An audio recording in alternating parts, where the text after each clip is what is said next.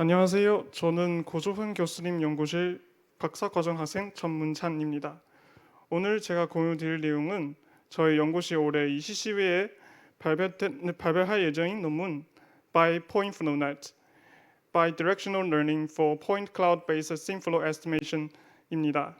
본 논문은 고종환 교수님 지도하에 완성된 논문입니다.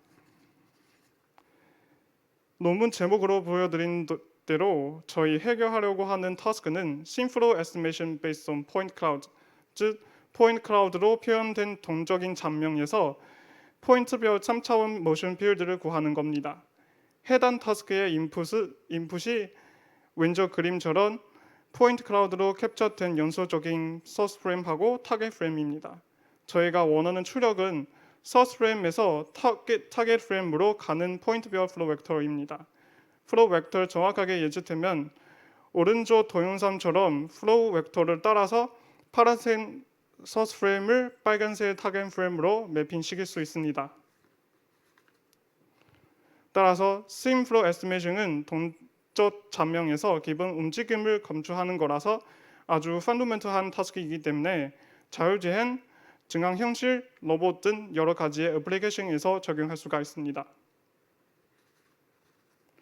물론 이런 중요한 타스크에 대해 많은 적용 방법들이 있습니다.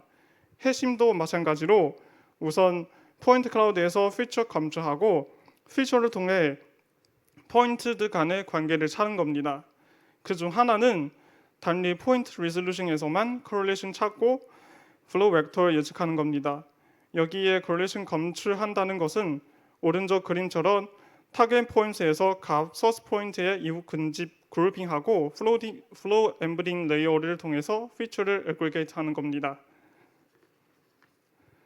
하지만 단위 리졸루션에서만 코릴레이션 검출하는 것은 상당한 디테일 정보이라서 최근 연구들은 커스텀하게 여러 리졸루션에서 동일한 코릴레이션 검출 과정을 진행했습니다. 모델은 복잡하긴 하지만 예측 성능이 많은 올라간 것을 이 연구에 확인하였습니다. 따라서 저희 논문에서도 커스텀 구조를 사용하였습니다. 그리고 다 리졸루션에서 recurrent neural network처럼 인터레이브하게 correlation 검출하는 연구도 있었습니다. 하지만 앞서 설명드린 기존 기법들은 여전히 문제 있었습니다. 바로 correlation 구할 때 항상 단위 방향 피처만 사용하고 피처는 항상 타겟 포인트에서 소스 포인트로 전파하는 거기 때문에 예측 성능이 제한되어 있습니다. 사실상 Synflow Estimation 자체는 시계열 데이터 처리라서 전통 자연어 처리 기술에도 이런 문제도 있었습니다. 따라서 현재 자연어 처리 기술 보시면 이런 단위 방향 피처 전파로 인한 컨텍스트 정보 손실 문제는 Bidirectional Learning이라는 개념으로 통해 해결할 수 있습니다. 대표적인 연구는 Bidirectional Recurrent Neural Network 그리고 요새 되게 강력한 모델 BERT입니다. 그래서 저희는 자연어 처리의 Bidirectional 구조 도입해서 Synflow Estimation 하게 되었습니다. 모델 내부의 타겟 포인트에서 소스 포인트로 피처 전파하는 것뿐만 아니라 소스 포인트에서 타겟 포인트로 피처 전파하는 경로도 추가하였습니다. 이 바이디렉셔널하게 전파된 피처를 이용해 정밀한 심플로 검출할 수가 있습니다. 따라서 바이디렉션 구조 기반하여 저희 바이디렉셔널 심플로 에스티메이션 네트워크가 이 그림대로 구성되어 있습니다. 모델은 인풋 포인트 클라우드 소스 프레임 S와 타겟 프레임 T 인풋으로 받아 포인트 피처 러닝 하는 부분, 검출된 피처를 로우 리졸루션에서 하이 리졸루션으로 인터폴레이트 통해서 업샘플링 하는 부분, 가 리졸루션에서 필로우 예측하는 부분, 마지막으로 이 모델의 핵심 저희가 디자인하는 Bidirectional Flow Embedding Learning 부분으로 처리하여 포인트별 심플로우 벡터를 예측하는 겁니다. 우선 포인트 피처 러닝 소개해드립니다. 포인트 피처 러닝은 계층적 리졸루션 하에 피처 검출하는 겁니다. 하지만 여기에 인풋이 그 레귤러 2D 이미지와 다른 순서가 없는 포인트 클라우드이기 때문에 전통 2D 컨볼루션 레이어로 처리 불가능해서 포인트 클라우드 처리에 특화된 레이어를 적용했습니다. 이 레이어는 포인트 인풋 받은 후에 다운샘블링하고 로우 리졸루션 포인트 지정합니다. 다운샘블링된 포인트들의 이후 군집대에서 포인트 카운트 적용해서 로컬 피처를 검출됩니다. 이 레이어는 저희 모델에서 4번 이용하고 따라서 4개의 다른 리졸루션의 포인트 피처들이 뽑게 됩니다. 따라서 포인트 피처 러닝은 2D CM과 비슷하게 리졸루션 작게 하면서 검출된 피처는 더 하이레벨하게 됩니다. 또한 여기 인풋 프레임 2개 받아서 동일한 구조와 파라미터를 두 인풋 프레임에서 중보적으로 적용됩니다. 업샘플링 레이어는 로우 레졸루션에서 어떤 하이 레벨 피처를 하이 레졸루션으로 전파시키는 겁니다. 진행 방식은 포인트 피처 러닝의 역으로 하여 하이 레졸루션의 포인트 기준으로 로우 레졸루션 포인트 군집을 그룹핑하는 겁니다. 하지만 이 레이어는 학습해야 할 파라미터가 없이 인터폴레이션 웨이트는 각 포인트 간 거리의 역수로 부여됩니다.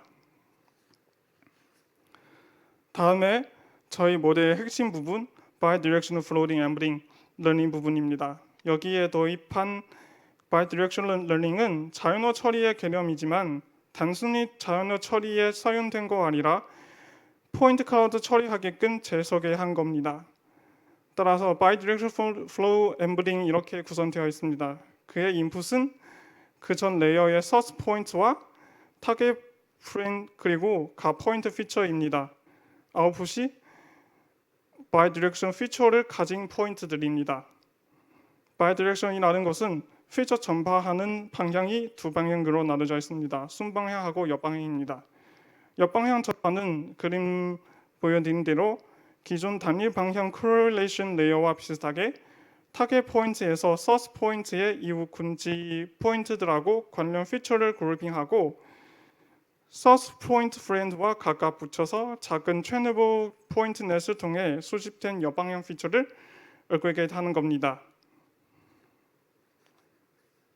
순방향 전파는 마찬가지로 동일한 과정을 source 포인트에서 타겟 포인트의 이후 군집에 대해서 진행하면 됩니다.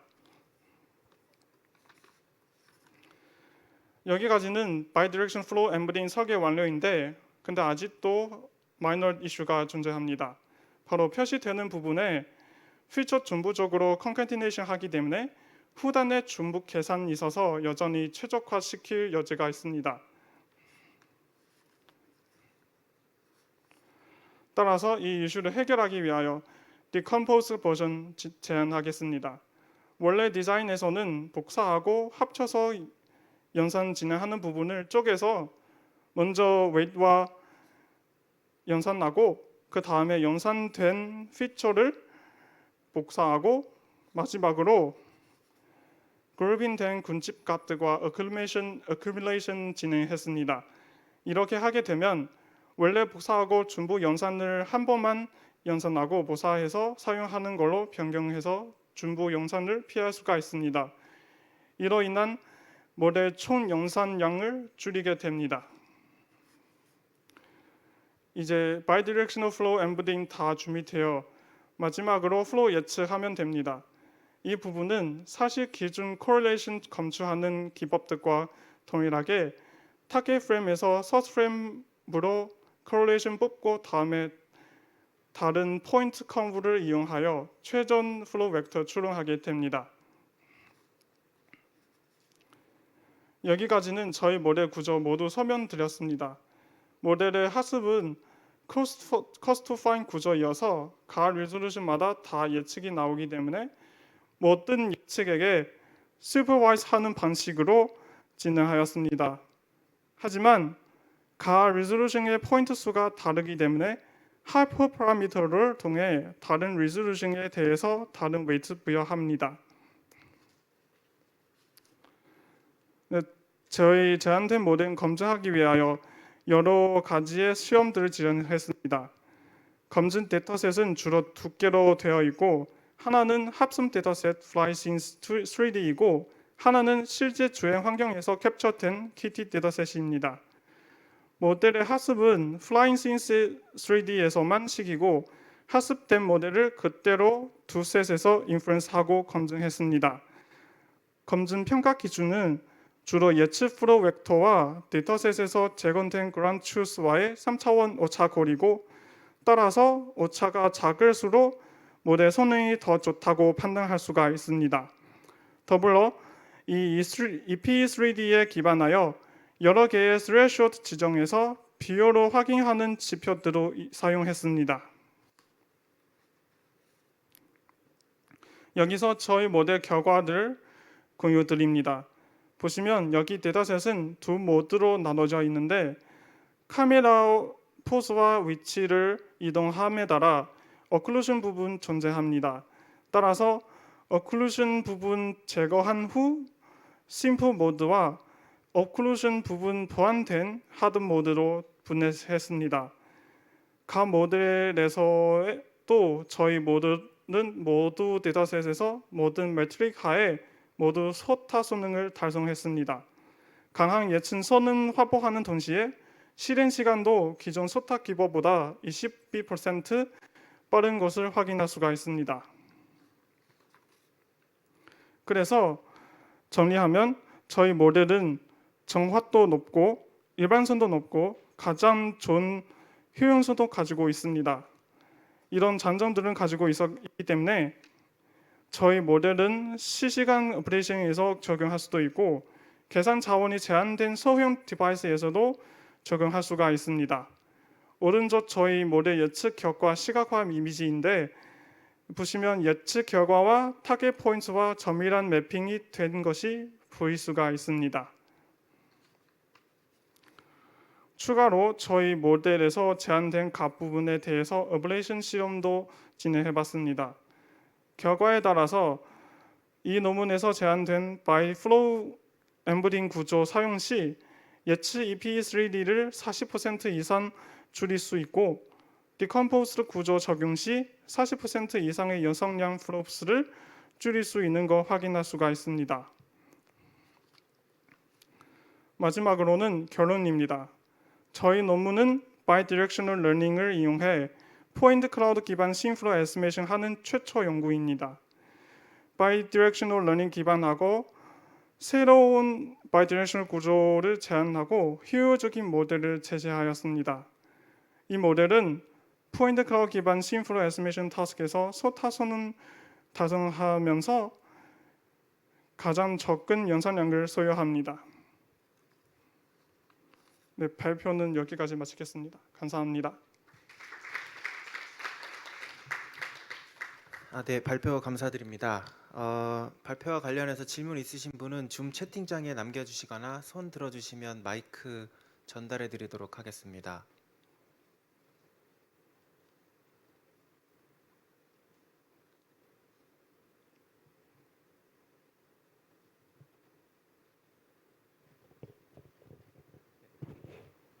예, 발표 감사합니다. 제가 발표 중에 놓친 걸 수도 있는데 이게 어쨌든 바이디렉션이면 양방향으로 하는 거잖아요. 네. 근데 그 결과를 보니까 그러니까 인퍼런스 이피션시 측면에서 엄청 빨라졌던데 네. 어떻게 그렇게 될 수가 있는지가 좀 궁금하거든요. 네, 우선은 저희가 그 디컴포스트 폼 통해서 그 연산을 줄이고 그리고 플로우 엠베딩 레이어에서도 다른 플로우 엠베딩 레이어를 써가지고 또 연산량을 줄였습니다. 그리고 아까 멀티 스케일로 하셨잖아요. 네. 그 멀티 스케일 로스 구할 때 알파 웨이트 줘가지고 썸 한 것 같은데 그 웨이트 값을 혹시 뭐 그냥 그러니까 컨스턴트로 그냥 지정을 하는지 아니면 뭐 러닝을 하는 건지. 네, 그거는 사실 커스터파인 구조는 예전에 나오던 논문이라서 그 논문에서는 이미 그 정해진 값들이 있습니다. 그래서 그 값 그대로 사용하였습니다. 네, 알겠습니다. 감사합니다. 예, 또 다음 질문 있으시면 받도록 하겠습니다.